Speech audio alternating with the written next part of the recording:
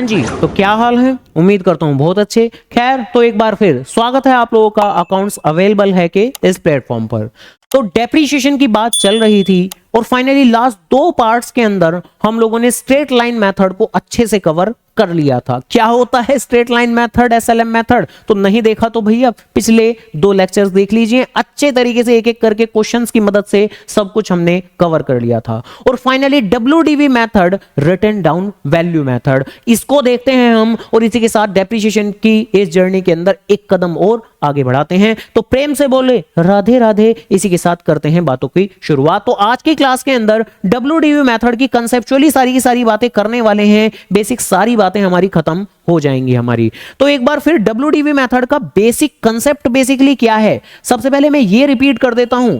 और जो अभी तक की सभी दोनों के दोनों पार्ट देख चुके हैं तो ये बात उनके लिए डुप्लीकेशन होने वाली है, क्योंकि ये बेसिक बात मैं पहले भी रिपीट कर चुका था। बट ठीक है, दोबारा देखना है, एक लॉजिकल बात है, तो प्लीज एक बार जरा सुन ही लेते हैं जल्दी से। हाँ, जिन लोगों को ये बात याद होगी, देख के भी याद आ गया होगा कि इस बारे में मैं बात कर रहा हूं, तो वो स्किप कर सकते हैं, कोई दिक्कत की बात नहीं है। तो फॉर एग्जाम्पल कोई भी एक मशीन हमने खरीदी हुई है, कितनी ही खरीदी हुई है, 1 लाख रुपए की, और डेप्रीशिएशन जो की है वो है 10% पर एनम। तो देखो, सबसे पहली बात तो ये अच्छे से क्लियर कर लें कि जो स्ट्रेट लाइन मेथड है वो डब्ल्यूडीवी मेथड है, ये हमारे अकाउंटिंग मेथड को नहीं बदलता। यानी जो हमारी अकाउंटिंग की बातें हैं वो हमारी वही पुरानी रहने वाली हैं जो थी। क्या पुरानी बातें थी हमारी कि डेबिट साइड में टू बैंक आएगा in case of a purchase, credit side में बाय बैंक आएगा in case of a sale, depreciation तो हमेशा क्रेडिट साइड में ही लगेगा। तो ये जितनी भी बातें थी ये हमारी वैसी की वैसी रहेंगी। अगर हम एसएलएम से डब्ल्यूडीवी पे आए हैं तो इससे हमारी अकाउंटिंग में कोई बदलाव नहीं आएगा। अगर बदलाव आएगा तो सिर्फ किस चीज में, हमारी अकाउंटिंग कैलकुलेशन के अंदर। सेम फैक्ट्स हैं हमारी, 1 लाख रुपए की कोई मशीन खरीदी है हमने, तो अगर उसको हम डेप्रीशिएट कर रहे हैं तो जब फर्स्ट ईयर में हम डेप्रीशिएशन लगाएंगे तो कहां लगाएंगे मेरे बाबू? ऑब्वियसली 1 लाख के ऊपर 10% 10,000 रुपए लगा देंगे हम। इसी के साथ मशीन की बची हुई वैल्यू कितनी होगी? 90,000 रुपए। क्या डेप्रीशिएशन का लगाया जाना कोई 1 साल की कहानी होती है? तो जवाब है ना, ये तो साल दर साल, जब तक हम जिंदा हैं, जब तक मशीन जिंदा है तब तक हर साल आप लगाते रहोगे। हालांकि क्या आप ये 10% आप इस बची हुई कीमत पे लगाओगे? क्या बची हुई कीमत पे लगाओगे? तो जवाब है हाँ या ना। तो लगा भी सकते हैं, नहीं भी लगा सकते। मुद्दे की बात तो यह है कि स्ट्रेट लाइन मेथड के अंदर हम 90,000 यानी बची हुई कीमत पे डेप्रीशिएशन नहीं लगाया करते थे। स्ट्रेट लाइन मेथड, हर एक मेथड अपनी कुछ बातें कहता है। तो स्ट्रेट लाइन मेथड क्या कहता है कि हर बार जब कहीं भी आपको डेप्रीशिएशन चार्ज करना है स्ट्रेट लाइन मेथड के अंदर, तो वो चार्ज करोगे आप मशीन की ओरिजिनल कॉस्ट के ऊपर। और ओरिजिनल कॉस्ट का मतलब क्या होता है? जितनी वैल्यू में, जितने दाम में आपने उस मशीन को खरीदा होगा, यानी कि ये है इस क्वेश्चन के अंदर मशीन की ओरिजिनल कॉस्ट। यानी कि डज नॉट मैटर कि आप कौन से साल का डेप्रीशिएशन कैलकुलेट कर रहे हो, आप तो हर साल इस 1 लाख का ही 10%, दैट मींस 10,000 रुपए का डेप्रीशिएशन लगाने वाले हो। यानी कि पहले साल में 10,000 का डेप्रीशिएशन, दूसरे साल में 10,000 का डेप्रीशिएशन, और अकॉर्डिंगली अगर तीसरे साल में भी हम डेप्रीशिएशन लगाने पे आएंगे तो वो भी उसी ही 1 लाख का 10%, दैट मींस 10,000 आपका लगता रहेगा। इवन एग्जाम के पॉइंट ऑफ व्यू से थियोरेटिकली ये भी एक मेन बात है कि बताओ वो कौन सा मेथड है, वो कौन सी दुनिया है जहां पर डेप्रीशिएशन की amount through out the life of the machine हमेशा सेम रहती है, नहीं बदलती। तो वो है स्ट्रेट लाइन मेथड, जहां डेप्रीशिएशन हर साल आपका सेम रहता है, कॉन्स्टेंटली, बिल्कुल बराबर मात्रा में, बिल्कुल बराबर क्वांटिटी में, बिल्कुल बराबर अमाउंट के साथ में हमारी मशीन की वैल्यू को गिराता जाता है। जबकि जो हमारा दूसरा मेथड है जो कि है हमारा डब्ल्यूडीवी मेथड, तो यहां तो बातें नहीं होती है ऐसे। यहां पर तो बातें कैसी होती हैं कि पहले साल का डेप्रीशिएशन तो बड़ा सीधा सीधा सा है कि डेप्रीशिएशन 10% चार्ज कर देंगे हम 1 लाख के ऊपर, जो कि हो जाएगा हमारा 10,000 रुपए। लेकिन जैसे ही बात आएगी नेक्स्ट ईयर की, तो हम डेप्रीशिएशन जैसे कि स्ट्रेट लाइन मेथड के ऊपर अंदर तो हम फ्लैट वही पुराना 10,000 चार्ज कर रहे थे। पहले साल का 10,000, दूसरे साल में भी 10,000, तीसरे साल में भी 10,000, और कहां से आया 10,000? 1 लाख का 10% 10,000 ओरिजिनल कॉस्ट का। लेकिन डब्ल्यूडीवी मेथड के अंदर तो हम जो डेप्रीशिएशन चार्ज करते हैं, डब्ल्यूडीवी मेथड में हम जो डेप्रीशिएशन चार्ज करते हैं, तो डेप्रीशिएशन चार्ज किया जाता है मशीन की बची हुई वैल्यू पर, रिमेनिंग वैल्यू पर। और रिमेनिंग वैल्यू को अगर मैं बात करूं कि अच्छे शब्दों में क्या कहते हैं, तो इसे पुकारते हैं मेरे बाबू डब्ल्यूडीवी।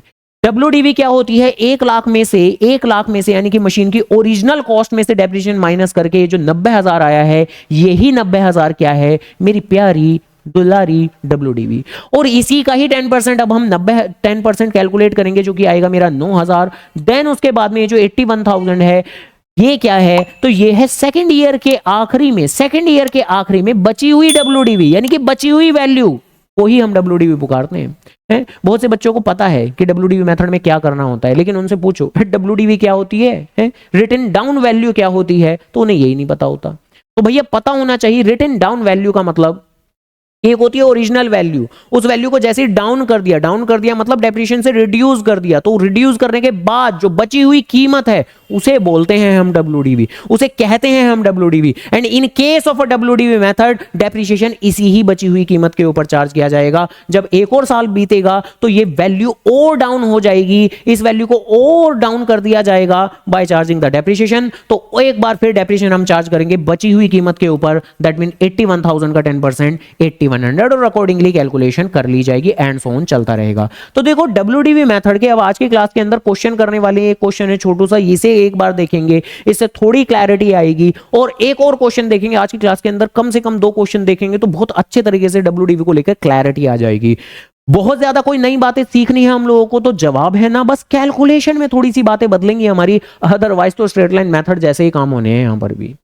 तो अगर कोई सीधा डब्ल्यूडीवी मेथड देखने की हिमाकत कर रहा है तो प्लीज ना करें, क्योंकि समझ में थोड़ी कम आएंगी बातें। तो पहले एसएलएम मेथड को जाके कवर करें पार्ट 1 और 2, तब जाके इस पार्ट 3 डब्ल्यूडीवी मेथड पर आए। तो ठीक है जी, ओके, आ जाते हैं। यहां पर भी करना तो वही होता है, आपको मशीन अकाउंट बनाना होता है, तो वही अपना पुराना प्यारू सा फॉर्मेट, सब क्या, डेट पर्टिकुलर अमाउंट और डेट पर्टिकुलर अमाउंट। जैसा कि मैंने कहा था, अब तो भोजन में, लंच में, ब्रेकफास्ट में भी क्या खाएंगे, डेट पर्टिकुलर अमाउंट। तो date particular amount, date particular amount, ये जरा लिख देते हैं, ठीक है जी। तो मशीन अकाउंट बना लिया हम लोगों ने, और देखो अब तो उम्मीद करता हूं कुछ हद तक ही सही है, कुछ हद तक इतने परफेक्ट हो चुके हैं कि वो बचकाना सा काम, वो टाइमलाइन नहीं बनाएंगे हम लोग, हम सीधा क्वेश्चन पढ़ेंगे, सीधा क्वेश्चन करेंगे और कन्वीनियंटली कंपैरेटिवली समझ में भी आएगा। हालांकि ये इस बात पे निर्भर करता है कि क्या अभी तक डेप्रिसिएशन का एक भी क्वेश्चन हमने खुद से एक बार कॉपी के अंदर लिख के करके देखा है कि नहीं देखा है। तो अगर नहीं देखा है तो प्लीज करना शुरू कर दीजिए, ठीक है जी, सीधी सी बात है।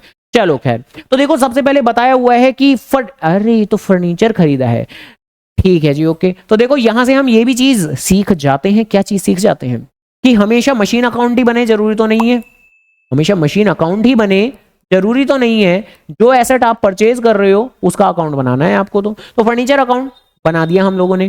तो फर्नीचर हमने खरीदा है, कितने का खरीदा है, 4,000 रुपए का खरीदा है, और कह रहे हैं कि ये डिसाइड किया गया, ये तय किया गया कि इस को चार्ज करना है 5% डेप्रिसिएशन का रेट है ऑन डिमिनिशिंग बैलेंस। जैसे आपको पता होना चाहिए, क्या पता होना चाहिए कि ये जो ये स्ट्रेट लाइन मेथड है इसका कि दूसरा नाम क्या होता है, बताओ दूसरा नाम क्या होता है। तो इसका दूसरा नाम होता है fixed instalment method. Last part में बोला भी था हमने, फिक्स्ड इंस्टॉलमेंट मेथड। तो कई बार क्वेश्चन में लिखा हुआ आ जाता है कि डेप्रिसिएशन चार्ज करना है फिक्स्ड इंस्टॉलमेंट मेथड से, तो इसका मतलब है स्ट्रेट लाइन मेथड। ऐसी ये जो डब्ल्यूडीवी है इसको अक्सर कई बार कोई दूसरा नाम भी बोल दिया जाता है, जो दूसरा नाम है क्या, डिमिनिशिंग बैलेंस, डिमिनिशिंग बैलेंस।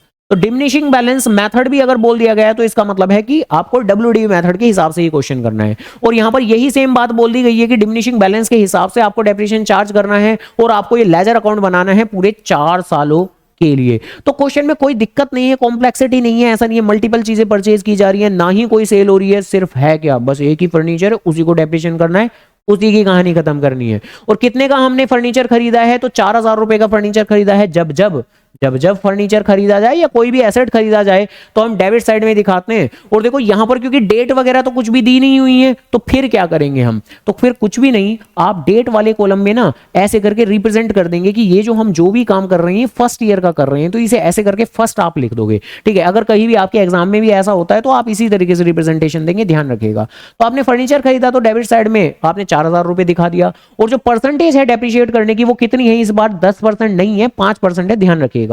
तो डन, ठीक है। अब तो ईयर एंड पर डेप्रिसिएशन, अब तो क्या ईयर एंड, अब क्या 31 मार्च लिखेंगे बस फर्स्ट ईयर ऐसे करके डाल देंगे हम, फर्स्ट ईयर, ठीक है जी। और बाय डेप्रिसिएशन 4,000 का 5% कितना हो जाएगा अपना, 200 रुपए, 200 रुपए। और बस इसी के साथ में मेरा पहला फाइनेंशियल ईयर क्लोज कर देंगे हम लोग। यहां पर 4,000 आएगा, 4,000 में से 200 रुपए माइनस करने हैं हम लोगों को, जो कि बन जाएगा मेरा कितना, 3,800। और ये मेरा पहले फाइनेंशियल ईयर के आखिरी का क्लोजिंग बैलेंस है, यानी कि बाय बैलेंस सीडी है। पहले फाइनेंशियल ईयर का closing balance next financial year के ओपनिंग में हम लोग दिखा देंगे। सेकंड फाइनेंशियल ईयर, अब यहां पर पॉइंट डाल देते हैं, ओपनिंग बैलेंस हम लोग दिखा देंगे कितना, 3800। अब जरा आराम से भाई, अगर स्ट्रेट लाइन मेथड होता, अगर स्ट्रेट लाइन मेथड होता तो जब सेकंड ईयर के डेप्रिसिएशन की बात आती तो मैं कितना डेप्रिसिएशन लगाता, वही 4000 का 10% 400 लगाता। लेकिन क्या अब लगाऊंगा, तो जवाब है ना। अगर यही सेम क्वेश्चन एसएलएम मेथड का होता तो 4000 का 10% 400 लगाता। लेकिन अब तो ये जो बची हुई कीमत है 4000 में से 200 माइनस करके 3800 ये जो आया है, तो इसके ऊपर लगाएंगे 3800 का कितना 5%, जो कि हो जाएगा कितना 190 रुपए। 190 रुपए है, कहां से आया 190 रुपए, तो 3800 ये जो बची हुई कीमत है इसका 5% कैलकुलेट करके आया ये हमारा। और बस इसी के साथ में हमारा सेकंड फाइनेंशियल ईयर को भी क्लोज कर देंगे। बस ऐसे करके ही कहानी घटते जानी है हम लोगों को। तो देखो WDV मेथड के अंदर जो मेन बातें बदलती हैं वो सिर्फ और सिर्फ कैलकुलेशन को लेके बदलती हैं। क्या अकाउंटिंग में कोई भी खास बदलाव आते हैं, तो जवाब है ना, नहीं आते हैं। तो कितना हो जाएगा ये हमारा, ये हो जाएगा 3610 ऐसे करके। और बस ये जो क्लोजिंग बैलेंस है इसको भी कैरी फॉरवर्ड कर देते हैं, कौन से, अपने थर्ड फाइनेंशियल ईयर के अंदर। तो टू बैलेंस बीडी जो कि हो जाएगा मेरा 3610। और third financial year again bye depreciation. अब एक बार फिर डेप्रिसिएशन लगाना है कहां, बची हुई कीमत 3610, बची हुई कीमत 3610 का 5%, है ना, ऐसे करके हो जाएगा, जो कि हो जाएगा कितना, पॉइंट में आएगा, डेसिमल्स में आएगा, कोई बात नहीं। अब देखो WDV मेथड की यही खराब बात है। क्या खराब बात है, कि अक्सर यहां जो क्वेश्चन में कैलकुलेशन चली जाती है वो डेसिमल्स में चली जाती हैं। अब 3610 का डेसिमल्स में कितना रहेगा ये हमारा, 180 पॉइंट समथिंग रहेगा। तो इसे 180 ही लिखेंगे राउंड ऑफ करके, ठीक है। वैसे डेसिमल्स में जाएगा, लेकिन अकाउंटिंग में कभी भी चीजों को आपको डेसिमल्स में नहीं लिखना है। 180.5 आएगा आई थिंक, ठीक है जी, राउंड ऑफ करके यही लिख देंगे हम लोग, ठीक है। तो डेसिमल्स में लिखना नहीं होता आपको, डेसिमल्स में पहले के जमाने में लिखी जाती थी चीजें, जब रुपए के साथ साथ पैसे भी चलते थे, बट अब तो पैसे नहीं चलते हैं, तो इसलिए नहीं लिखना आपको। तो इसी के साथ में अब यहां पर भी इसे माइनस कर देंगे, जो आएगा मेरा कितना, ये आ जाएगा मेरा 34 और 70 एक्स्ट्रा जाएगा, तो 3430 ऐसे करके, ठीक है जी। और बस इसी के साथ में फोर्थ फाइनेंशियल ईयर बना देंगे हम लोग। तो फोर्थ फाइनेंशियल ईयर जो कि opening balance to balanced कितना था हमारा 3430, तो 3430। और बस फोर्थ फाइनेंशियल ईयर पर भी डेप्रिसिएशन लगा दिया जाएगा। तो देखो इस क्वेश्चन के अंदर मेनली कुछ एक नई बातें सीख ली आप लोगों ने, एक तो WDV के बारे में, साथ ही साथ जब कहीं भी क्वेश्चन में अगर डेट्स ना गिवन हो तो आपको किस तरह से प्रोसीड करना है, तो ये चीज भी नई थी आपके लिए, और उम्मीद करूंगा सीख लिया आप लोगों ने। तो ठीक है जी, ये कितना हो जाएगा मेरा, ये हो जाएगा 1, कितना 1.5 राउंड ऑफ करके 172 कह सकते हैं हम इसको। खैर बस 3430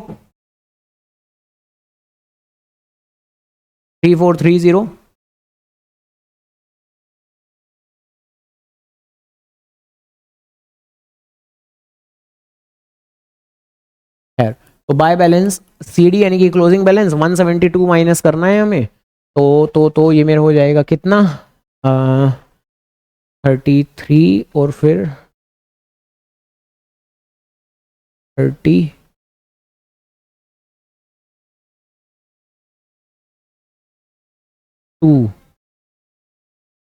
और वो एक्स्ट्रा 58 ऐसे करके। हाँ भैया कैलकुलेशन सही है,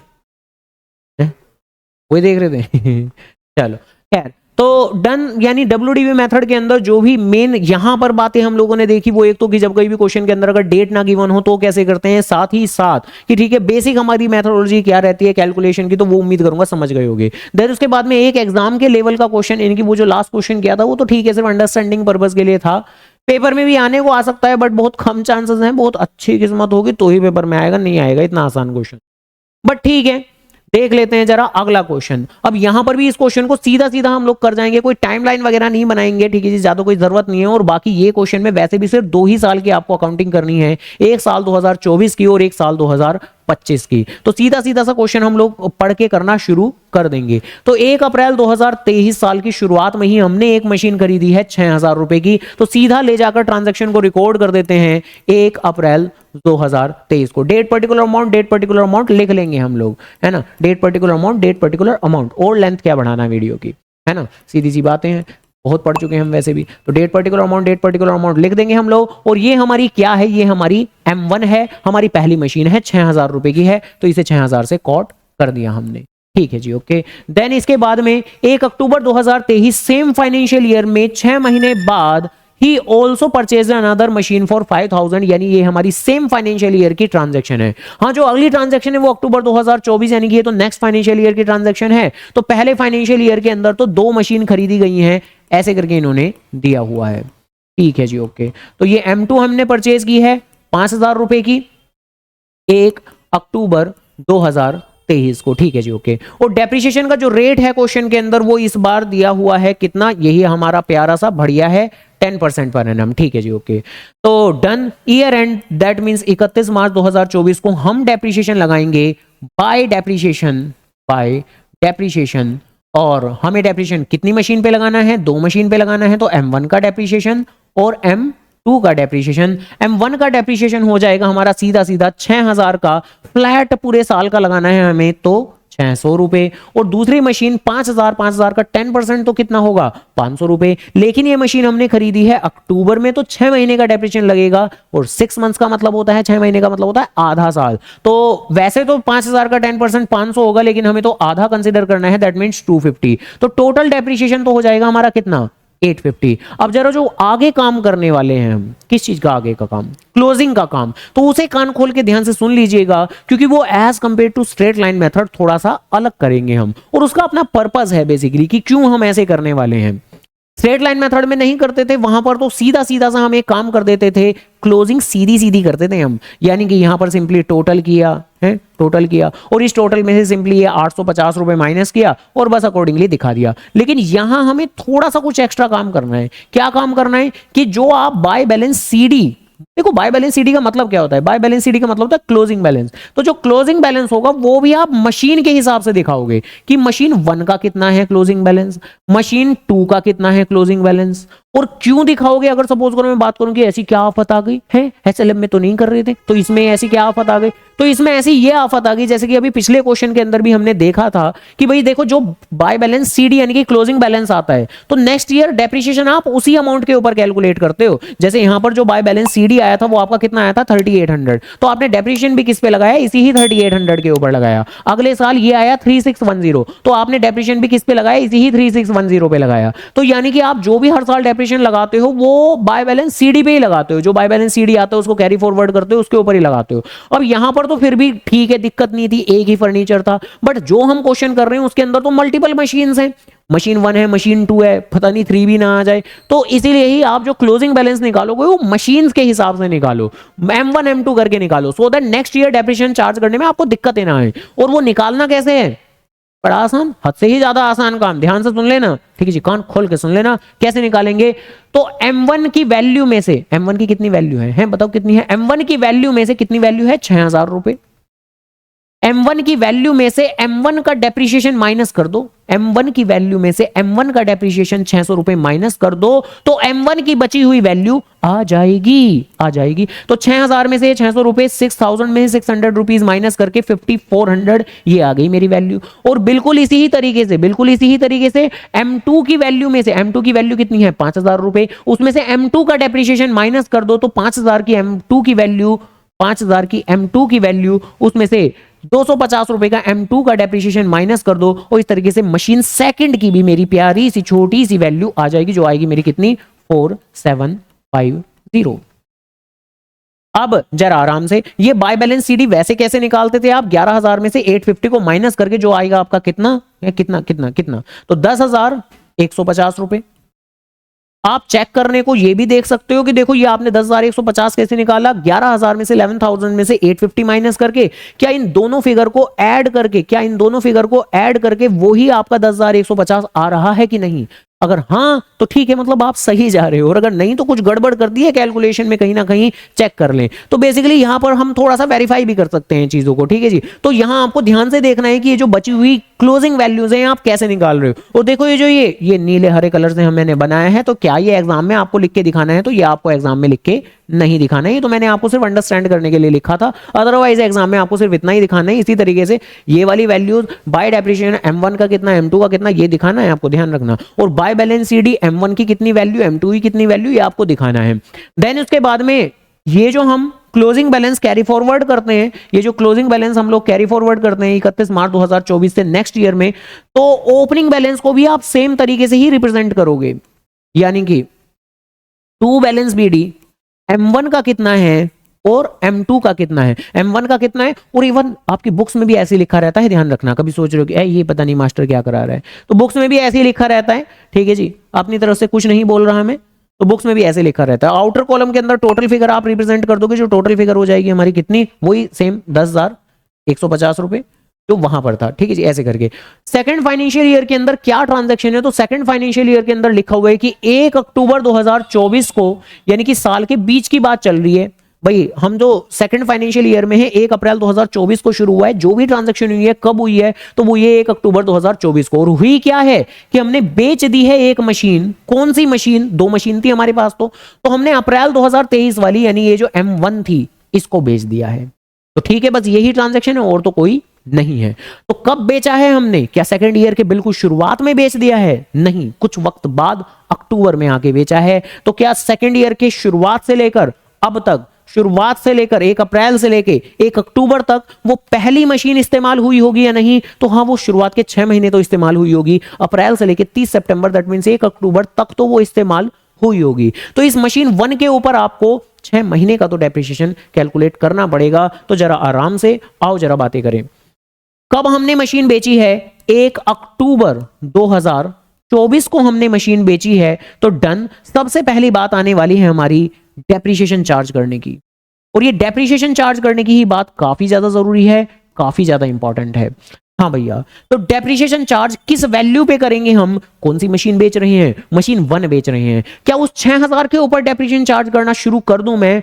हाँ, करता, अगर एसएलएम मेथड होता। अगर एसएलएम मेथड होता तो उसी ही 6000 के ऊपर डेप्रिसिएशन कैलकुलेट करता। बट अब तो मुझे मशीन की बची हुई वैल्यू कितनी, 6000 में से 600 का डेप्रिसिएशन माइनस करके ये जो 5400 निकाला था हमने, ये जो 5400 निकाला था हमने, तो इसके ऊपर डेप्रिसिएशन चार्ज करेंगे हम। तो 5400 के ऊपर 10% का डेप्रिसिएशन, और वो भी पूरे 6 महीने के लिए, ये कैलकुलेट करना है हमें। तो 5400 का 10% दैट मींस 540, और 6 महीने मतलब आधा साल, दैट मींस आधा करना है हमें। तो ये बन जाएगा मेरा कितना, 270 का डेप्रिसिएशन, 270 का डेप्रिसिएशन। और जैसे कि हमेशा सेल के केस में भाई हम जानते हैं कि क्रेडिट साइड में बाय बैंक दिखाते हैं विद सेल वैल्यू, और फिर कुछ प्रॉफिट लॉस की कैलकुलेशन करनी पड़ती है, तो प्रॉफिट लॉस की कैलकुलेशन कर लेते हैं। तो प्रॉफिट लॉस की कैलकुलेशन करने का तरीका वही अपना पुराना।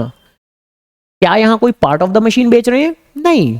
तो यहां पर तो बड़ा सीधा सीधा सा है। देखो, आप सबसे पहले मशीन की ओरिजिनल कीमत लिखो, फिर उस मशीन में से आज तक का जितना भी डेप्रिसिएशन लगा है वो माइनस कर दो। वो माइनस करने के बाद में मशीन की आज की डेट की कीमत आएगी।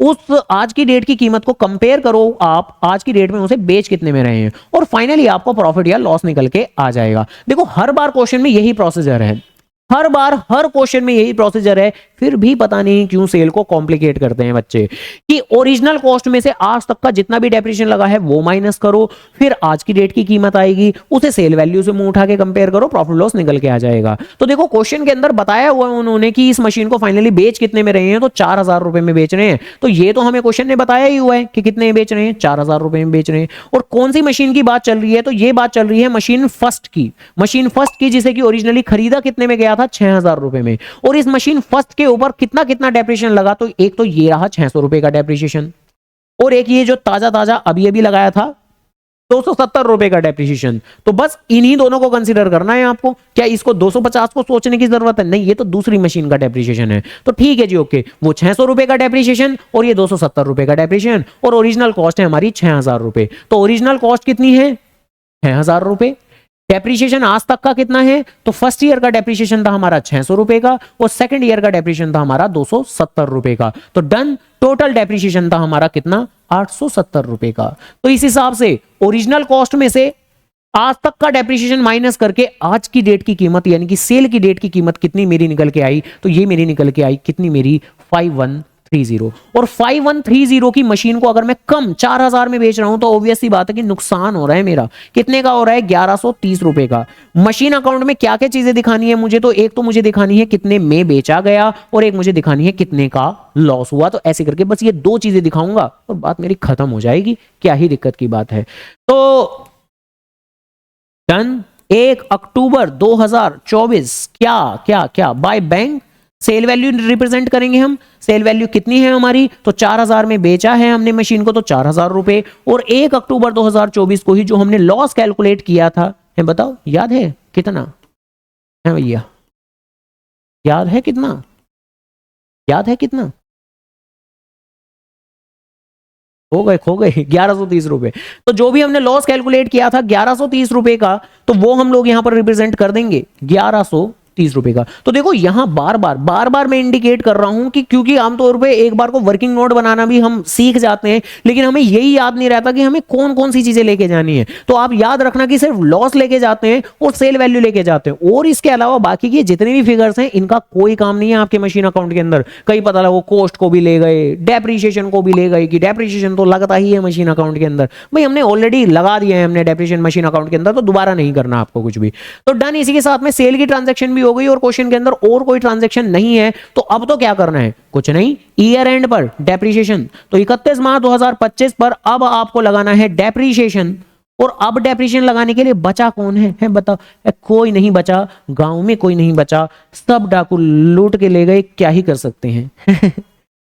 तो दो ही तो मशीन थी, उसमें से एक हमने बेच दी है, तो अब तो सेकंड मशीन ही बची है, तो उसी के ऊपर डेप्रीशिएशन लगाएंगे। लेकिन अनदर फिर से दोबारा से मैं मशीन सेकंड के ऊपर इसी ही 5000 के ऊपर डेप्रीशिएशन लगाता, अगर ये स्ट्रेट लाइन मेथड होता तो इसी ही 5000 का फ्लैट 10% 500 लगाता, अगर ये स्ट्रेट लाइन मेथड होता। लेकिन अब नहीं करूंगा ऐसा। अब तो मैं कैसा करूंगा, ये जो 5000 में से मैंने फर्स्ट ईयर का डेप्रीशिएशन माइनस करके ये जो वैल्यू निकाली थी 4750, जिसको इस तरीके से कैरी फॉरवर्ड करके यहां हमने लिखा था 4750, तो इसका 10% हम लोग चार्ज करके चलेंगे। और 4750 का 10% बहुत ही ज्यादा, बहुत ही आसान है, क्या होगा हमारा 475। तो 475 यहां लिख देंगे और बस इसी के साथ में यहां पर बाय बैलेंस सीडी निकालो।